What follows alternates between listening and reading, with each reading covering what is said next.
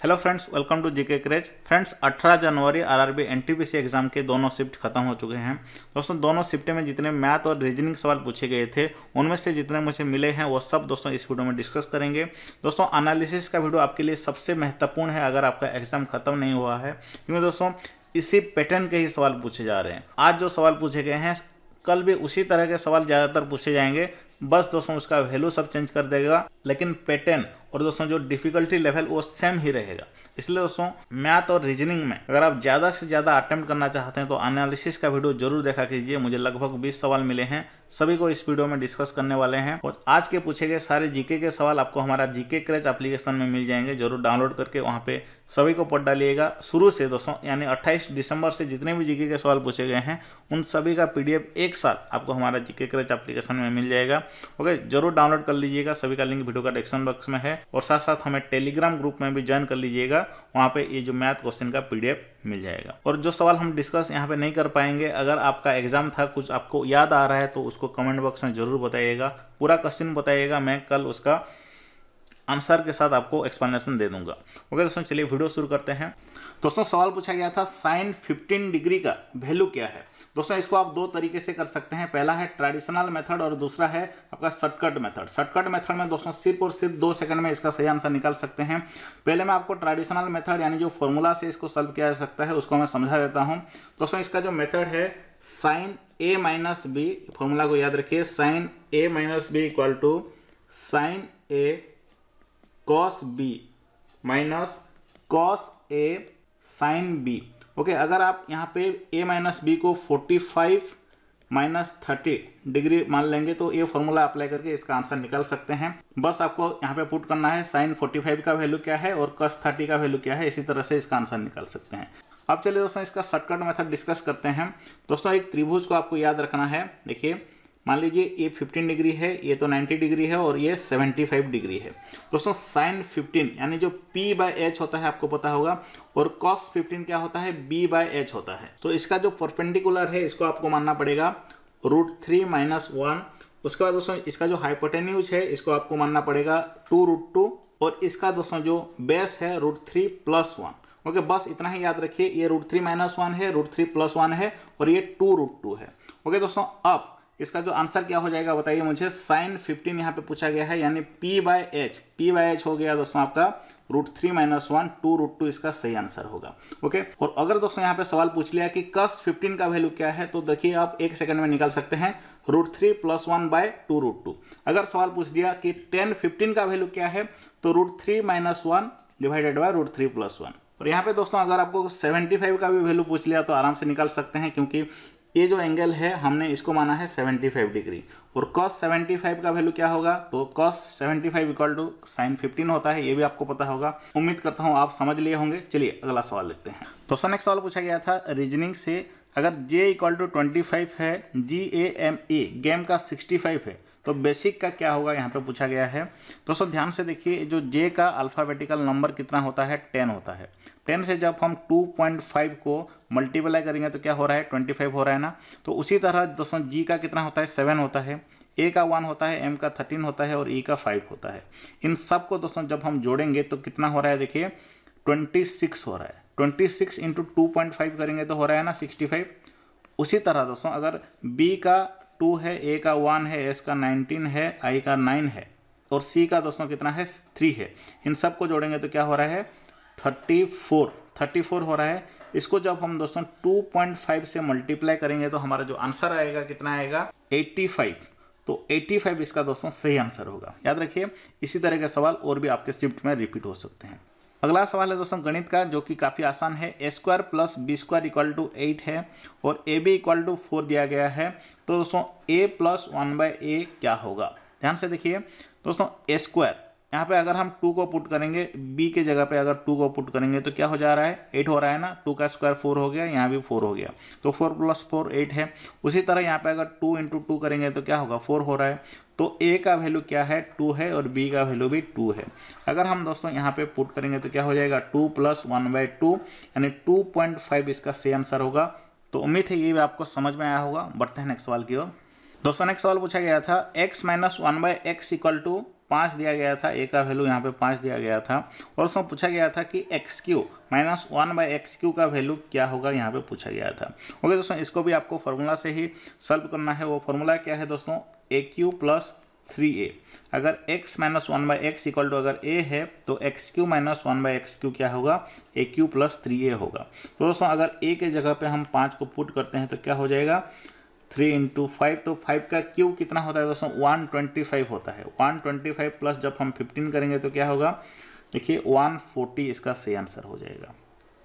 Okay, 140 इसका सही answer है। अगला सवाल देखते हैं दोस्तों। नेक्स्ट सवाल पूछा गया था कि 3 घन हैं यानी 3 क्यूब्स हैं जिनका कि बाहु का जो लंबाई है दोस्तों 3 मीटर, 4 मीटर और 5 मीटर या सेंटीमीटर दिया गया था। इनको जब पिघला करके एक बड़ा सा घन बनाया गया, बड़ा सा क्यूब बनाया गया, तो उसका लंबाई कितना होगा, उसका जो बाहु का लंबाई कितना होगा, यहाँ पे पूछा गया है। दोस्तों एक आसान सा ट्रिक यहाँ पे आपको अप्लाई करना है। 3 का क्यूब कितना होता है बताइए, 27 होता है। 4 का क्यूब कितना होता है, 64 होता है। और 5 का क्यूब कितना होता है, 125 होता है। इन तीनों को अगर हम ऐड करेंगे तो कितना हो जाएगा, देखिए 125 + 64 + 27, ये दोस्तों 216 आएगा। तो 216 का जब हम क्यूब रूट निकालेंगे तो 6 आ रहा है। तो दोस्तों इसका जो सही आंसर हो जाएगा 6। जो नया घन बनेगा उनमें से जो नया क्यूब बनेगा उसका साइड कितना होगा दोस्तों, 6 होगा। ओके, 6 इसका सही आंसर है। दोस्तों नेक्स्ट सवाल पूछा गया था, अगर 310a इक्वल टू अगर 4 है, मान लीजिए एक त्रिभुज है। ओके, 310a इक्वल टू 4 है, तो दोस्तों 10a इक्वल टू क्या होगा, 4/3 होगा। यानी दोस्तों ये जो साइड है ये 4 है और ये जो साइड है 3 है, और इसको अगर हम a मान लेंगे तो दोस्तों इसका जो हाइपोटेन्यूज कितना हो जाएगा, 5 हो जाएगा। तो अब देखिए इसको सॉल्व करते हैं। यहाँ पे सवाल पूछा गया है 3 sin a - 4 cos a divided by 3 sin a + 2 cos a यहाँ पे पूछा गया है। तो दोस्तों ध्यान से देखिए, 3 sin a यानी 4/5, तो ध्यान से देखते रहिए मेरे साथ साथ। cos a तो 3/5 हो जाएगा ये। उसके बाद दोस्तों 3 sin a 4/5 हो जाएगा। 2 cos a तो ये 2/5 हो जाएगा। ओके, इसको अब आपको सॉल्व करना है, आप खुद कीजिए अपने कॉपी में और इसका आंसर क्या होगा मुझे बताइए। तो बस इसको ही सॉल्व करना है। अगला सवाल देखते हैं दोस्तों। अगला सवाल पूछा गया था कि इसको सिंप्लीफाई करना है 0.7 × 0.07 × 0.007 × 0.0007। तो कितने डेसिमल यहाँ पे हो रहे हैं, देखिए यहाँ पे 1 डेसिमल हो गया, 2 डेसिमल, 3 डेसिमल, 4 डेसिमल। तो सबको जोड़ेंगे तो कितना होगा दोस्तों, 10 डेसिमल। ओके दोस्तों, किसी भी ऑप्शन में अगर 10 डेसिमल का नंबर है तो उसको आप आंख बंद करके आंसर लगा के आ सकते हैं। अगर 2-3 ऑप्शन में अगर 10 डेसिमल है तो इसका आंसर नहीं लगा सकते। तो इसलिए दोस्तों 7 को पहले 4 बार मल्टीप्लाई करते हैं। 7 को दोस्तों जब हम 3 बार मल्टीप्लाई करते हैं तो क्या होता है, 343 होता है। 7 का क्यूब 343 होता है, लेकिन जब 4 बार मल्टीप्लाई करते हैं तो दोस्तों ये हो जाएगा 2401 हो जाएगा। तो दोस्तों ये 2401 में हम अब 10 डेसिमल को लगाने वाले हैं। ओके, इससे पहले और 6 नंबर को 6 जीरो को ऐड कर दीजिए और पॉइंट लगा दीजिए, इसका सही आंसर वो हो जाएगा। ओके, मुझे कमेंट बॉक्स में बताना ये जो सवाल किस तरह से पूछा गया था आपके एग्जाम में। दोस्तों ये जो टेबल से सवाल पूछे जा रहे हैं, साइन टेबल से, इसलिए इस सभी का वैल्यू को ठीक से याद रखिए। सवाल दोस्तों पूछा गया था, अगर 10a का वैल्यू √3 है, sin a dot cos a dot cos a dot sin a इसका वैल्यू क्या होगा। दोस्तों ये 2 सेम डिजिट हैं, इसलिए इसको एक को काट करके यहाँ पे 2 भी मल्टीप्लाई हम कर सकते हैं। तो दोस्तों sin a cos a, देखिए 10a का वैल्यू √3 है, यानी जो a का वैल्यू है 60 डिग्री। तो दोस्तों sin a cos a क्या हो जाएगा, sin a का वैल्यू है √3/2, cos a का वैल्यू क्या है 1/2। दोनों को जब हम मल्टीप्लाई करेंगे तो क्या हो जाएगा √3/4। दोस्तों √3/4 से जब हम 2 को मल्टीप्लाई करेंगे तो क्या हो जाएगा √3/2 इसका सही आंसर होगा। ओके, उम्मीद करता हूँ ये आपको समझ में आया होगा। अगला सवाल देखते हैं दोस्तों। नेक्स्ट सवाल पूछा गया था 182764, तो यहाँ पे क्या होगा। देखिए दोस्तों 1 जो है ये 1 का क्यूब है, 8 जो है ये 2 का क्यूब है, 27 जो है ये 3 का क्यूब है, और 64 जो है ये 4 का क्यूब है। उसी तरह दोस्तों यहाँ पे जो हमारा सही आंसर आ जाएगा 125, क्योंकि दोस्तों ये 5 का क्यूब है। दोस्तों नेक्स्ट पूछा गया था रीजनिंग से 0, 6, 20, 42, यहाँ पे क्या होगा। ध्यान से देखिए, 0 और 6 के बीच में डिफरेंस क्या है, 6 है। उसके बाद 6 और 20 के बीच में डिफरेंस क्या है, 14 है। उसके बाद 20 और 42 के बीच में डिफरेंस क्या है, 22 है। और अब देखिए यहाँ पे क्या होगा, उससे जानने के लिए दोस्तों और एक बार इसका डिफरेंस निकालना पड़ेगा। देखिए यहाँ पे डिफरेंस है 8, यहाँ पे डिफरेंस है 8, तो दोस्तों नेक्स्ट यहाँ पे अगर हम 8 का डिफरेंस का नंबर देखेंगे तो यहाँ पे 30 होगा। ओके, तो 42 + 30 जब करेंगे क्या हो जाएगा, 72 इसका सही आंसर होगा। तो समझ में आया, 72 इसका सही आंसर होगा। दोस्तों नेक्स्ट सवाल है, 4 1 दिए गए थे और बीच में एक गैप दिया गया था और बोला गया था कि ये 9 से विभाजित है, तो बीच का संख्या क्या है, यहाँ का संख्या क्या है पूछा गया था। काफ़ी आसान सवाल है दोस्तों। किसी भी संख्या कब 9 से विभाजित होता है, उसके जितने भी डिजिट होते हैं उनको अगर जोड़ेंगे वो 9 से विभाजित होगा तो ये 9 से विभाजित है। तो दोस्तों देखिए इन सबको जोड़ेंगे तो 4 हो रहा है, तो 4 से जब हम 5 को ऐड करेंगे तो 9 हो रहा है ना, तो यहाँ पे 5 इसका सही आंसर होगा। ओके, जो बीच का संख्या क्या है, 5 है। दोस्तों नेक्स्ट सवाल पूछा गया था, अगर a + b 90 डिग्री है तो cos b दिया गया है 2/3, sin a का वैल्यू क्या होगा। काफ़ी आसान सवाल है। a + b = अगर 90 डिग्री है तो आप क्या लिख सकते हैं, इसको b को दोस्तों आप लिख सकते हैं 90 - a लिख सकते हैं। तो cos b के जगह पे हम 90 - a लिख सकते हैं। तो 90 - a का जो फॉर्मूला है क्या है दोस्तों, cos 90 - a का फॉर्मूला है sin a। तो sin a इसका भी जो आंसर है दोस्तों, जो वैल्यू है 2/3 ही हो जाएगा। ओके, क्योंकि ये रिलेशन यहाँ पे दिया गया है। अगला सवाल पूछा गया था, x² + 6x + 8 का गुणनखंड क्या है। दोस्तों ध्यान से देखिए, ये जो दिया गया है इसको हम क्या लिख सकते हैं, 4x + 2x + 8, इस तरह से लिख सकते हैं ना। अब हम जब इसको कॉमन लेंगे, x का कॉमन लेंगे तो ये हो जाएगा x + 4, उसके बाद यहाँ पे 2 का कॉमन लेंगे तो हो जाएगा ये x + 4। तो अब देखिए इसको हम और सिंप्लीफाई करते हैं, x + 4 को जब हम कॉमन लेंगे तो दोस्तों ये हो जाएगा x + 2।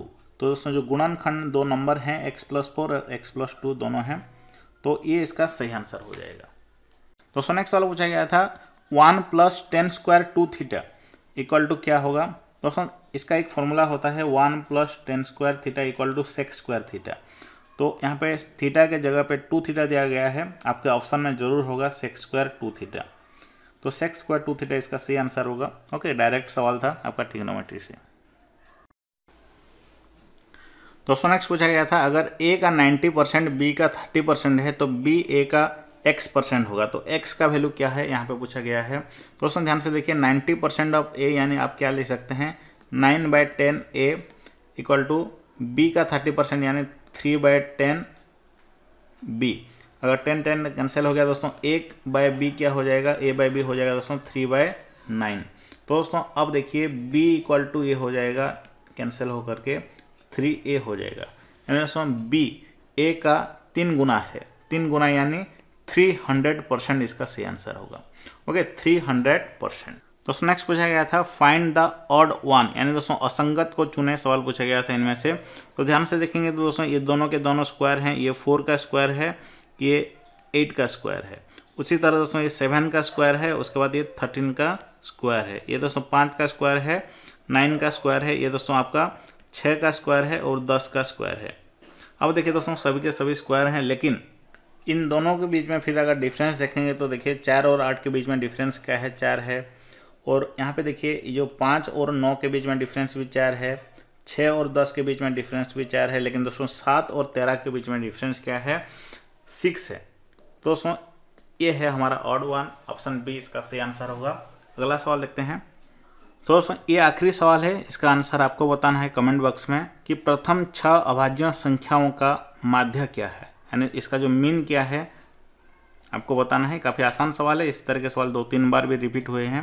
ओके, इसका आंसर मुझे उम्मीद है सब बता पाएंगे, कमेंट बॉक्स में बताइए। और अब आपको क्या करना है, हमारे जीके क्रेज एप्लीकेशन को डाउनलोड कर लीजिए, जिसका लिंक वीडियो का डिस्क्रिप्शन बॉक्स में है। वहाँ पे दोस्तों आज के पूछे गए सारे जीके के सवाल, मैथ के सवाल, सब कुछ दोस्तों वहाँ पे डाला गया है। और जिस टॉपिक से सवाल पूछे जा रहे हैं आपके स्पेशली जीके से, सभी का दोस्तों एक साथ वहाँ पे आपको नोट्स मिल जाएगा, मॉक टेस्ट भी दोस्तों मिल जाएगा, ये सबसे खास बात है।